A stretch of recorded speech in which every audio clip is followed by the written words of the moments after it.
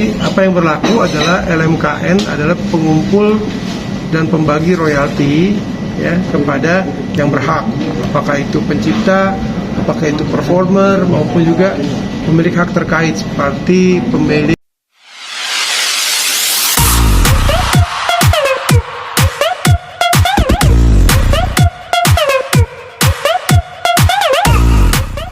Tiga bawang dulu ya. Ada. bukan. Nah, karena kan beberapa kali mungkin Mas Dadi sempat nyetil-nyetil nih, maksudnya kayak Mas Once dibilang nggak bayar royalti lah segala macem, dibilang mahal kalau sama Once penyanyinya gitu Mas Once. Dan rewel katanya Mas. Kalian tertarik sama berita kayak gini? Ntar saya beritain nanti yang nongol bukan berita kalau ini lagi. Naik Mas. Aman. Kalau kalian jamin bahwa Aman. akan masuk berita ini, saya jawab. Aman. Apa itu? Soalnya disentil soal itu. sentil. Itu wajar. Namanya juga pendapat orang ya. Mungkin berdasarkan dari perasaan, ungkapan perasaan. Dan juga mungkin ada pengetahuan tentang detil-detil yang masih kurang sedikit ya. Artinya saya sih anggapnya itu satu bagian dari dinamika bermusik di Indonesia. Ada satu yang kita perjuangkan bahwa lembaga manajemen kolektif nasional yang sudah dibentuk ini bisa menjalankan tugas dengan baik ya, sehingga pendistribusian atau pengumpulan royalti dan pendistribusian itu bisa berjalan dengan baik dan lancar. Itu nggak mudah karena itu menyangkut sistem di dalamnya dan juga bagaimana aturan-aturan ini menjadi memasyarakat ya, artinya dimengerti oleh masyarakat. Pengertian dalam masyarakat yang separuh-separuh juga bisa jadi menyesatkan gitu. Apalagi ditambah dengan pendapat-pendapat yang tidak sesuai dengan hukum positif yang berlaku. Apa yang saya katakan adalah hukum positif itu, hukum positif tahu nggak? Nggak tahu. Hukum positif itu adalah hukum yang berlaku, aturan-aturan yang tertulis yang berlaku dalam suatu negara.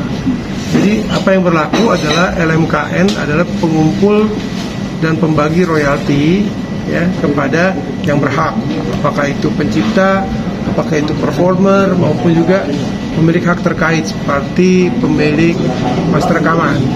Ketika lagu itu diputar di tempat-tempat komersil, misalnya di pesawat terbang, restoran, di karaoke, kemudian di mana ya, dalam tujuan komersil, maka ada hak daripada pemilik hak ini yang harus diambil, dikolek dan kemudian dibagikan.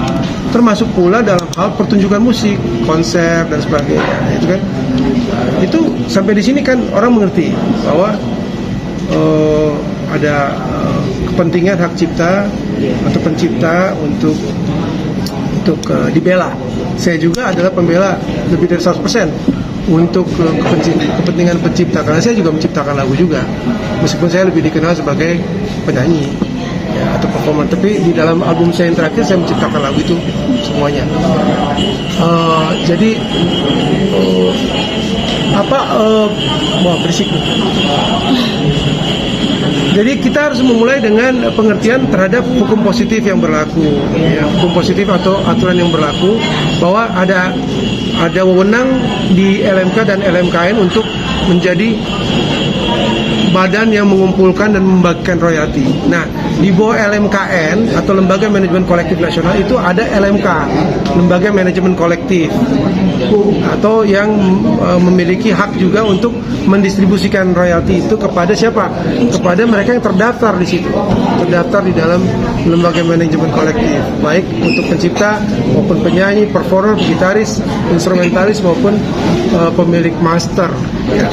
Aturan yang ada kan sudah cukup jelas di Undang-Undang Nomor 28 Tahun 2014. Kemudian ada PP 56 Tahun 2021 ya, misalnya. Kemudian ada Peraturan Menteri Nomor 9 Tahun 2022. Ya. Itu harus dilihat dari situ. bahwa pengumpulan royalti itu dilakukan oleh LMK dan LMKN berdasarkan apa? Angka yang akan dikumpulkan berdasarkan rate atau tarif yang sudah ditetapkan oleh menteri. Jadi misalnya kita ada di karaoke, kita menyanyikan berapa lagu di karaoke, itu ada sejumlah uang yang akan ditransfer kepada pencipta berdasarkan peraturan menteri, bukan berdasarkan peraturan yang dibuat oleh penciptanya, bukan. Demikian juga dalam pertunjukan konser, jumlahnya adalah sejauh ini 2% dari tiket yang terjual, atau jika tidak memakai tiket maka 2% dari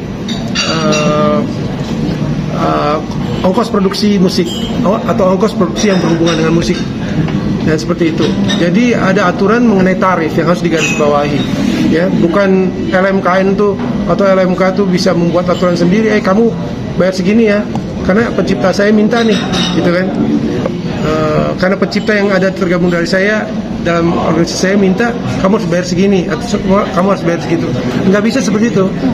Ada aturan tentang tarif yang memang adalah hak hukum positif yang berlaku di negara ini. Tapi apakah mungkin Mas Dani sendiri nggak tergabung dari LMK sampai akhir dia belum dapat haknya yang dari dianya sama Mas Once sendiri?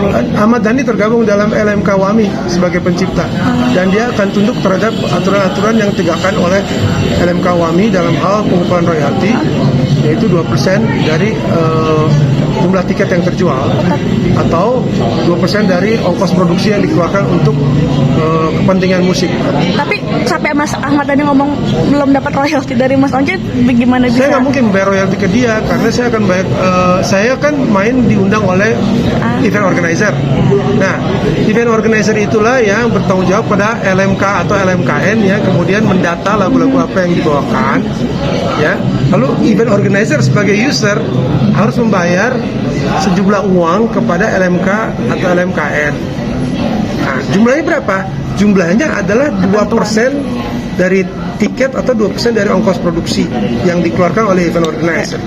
Dari LMK dan LMKN, uang ini dalam periode-periode tertentu akan disalurkan kepada pencipta yang tergabung di dalamnya, ya. Salah satunya adalah Ahmad Dhani.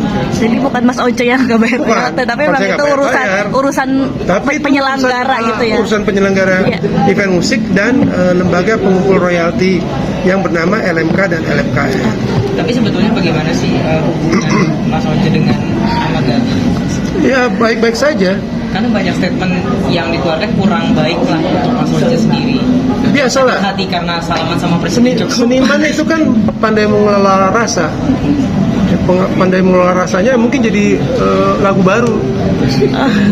Tapi hati-hati bahwa seniman itu kadang-kadang nih, bukan saya katakan semuanya ya, seniman itu kurang pandai kadang-kadang sebagian dalam mengelola informasi untuk menjadi kesimpulan yang objektif, ya.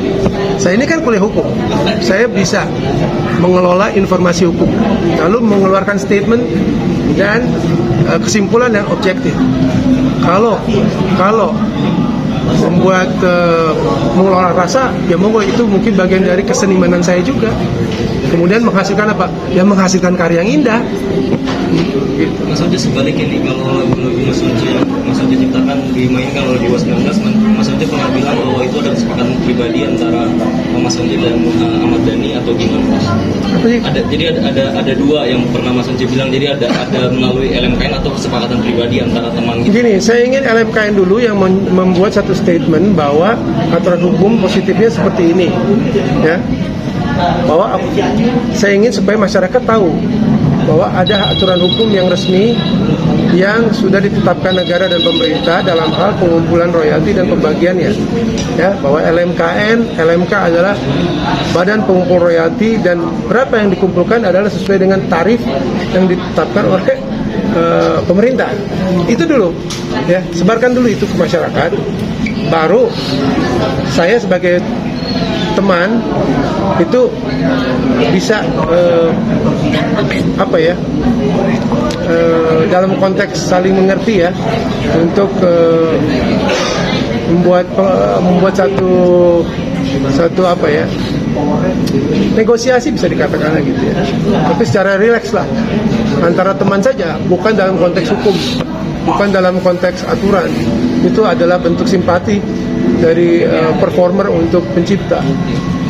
Mas, tapi kan LMK ini kan turunan dari PP Royalti Musik nomor 56 ya. Ada yang cacat nggak Mas sejauh ini menurut Mas Once? Kalau cacat, semua aturan di dunia ini, di bumi ada aja cacatnya, gitu kan? Penerapan LMKN gitu Mas, apa itu? Ada pasti kekurangan sana sini.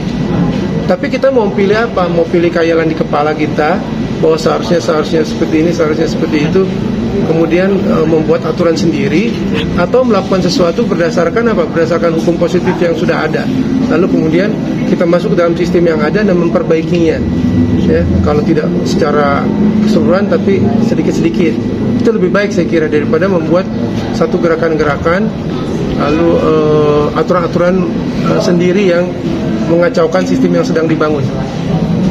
Mas Once, sedikit tambahan terakhir biasanya mungkin sedikit gengges nggak sih mungkin di setil-setil mulu kayak terakhir yang pas salaman sama Pak Jokowi Enggak lah, itu biasa aja.